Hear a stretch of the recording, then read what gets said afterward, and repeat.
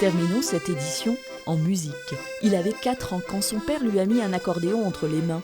Aujourd'hui, à l'heure de son 157e album, Michel Pruvot nous ouvre les portes de ses souvenirs. Chez les Pruvot, la musique était déjà partout et très tôt pour Michel, elle a pris une forme bien particulière. C'est mon premier accordéon que mon père m'a ramené de Paris quand j'avais 4 ans. Il y en a eu 7 de fabriqués comme ça en Italie. Les 6 autres n'existent plus.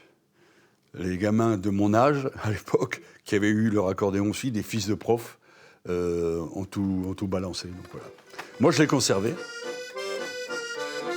Je me vois sur la scène du théâtre municipal d'Abbeville, à mon premier concours. C'est ce morceau-là que j'ai joué. Alors, il y avait, je sais pas, au moins 150 gamins qui faisaient le concours. Et là, quand vous arrivez, on vous appelle Michel Pruvot, bah, on s'assoit sur la chaîne et on joue le morceau en essayant de ne pas se tromper.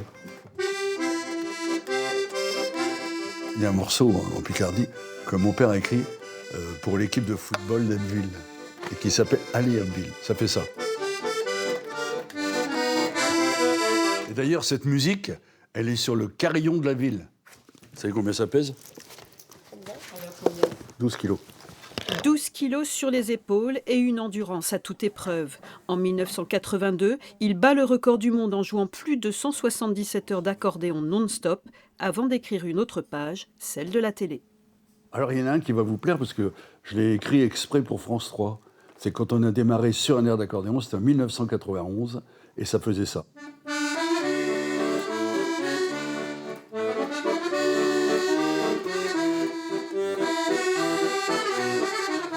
Je compose beaucoup. J'ai fait 1700 compositions. Je me base beaucoup sur les danseurs. Je sais que les danseurs aiment bien, par exemple, le tango, ils aiment bien le bâillon. Quand je fais une nouvelle mélodie, bon, je la teste au bal, et là, quand je vois les danseurs qui réagissent, là, je me dis, je suis dans le vrai. 157 albums plus tard, la même passion intacte. Jamais j'aurais cru, si on m'avait dit ça, que je suis allé jusque-là. Je n'ai pas dit que c'était le dernier.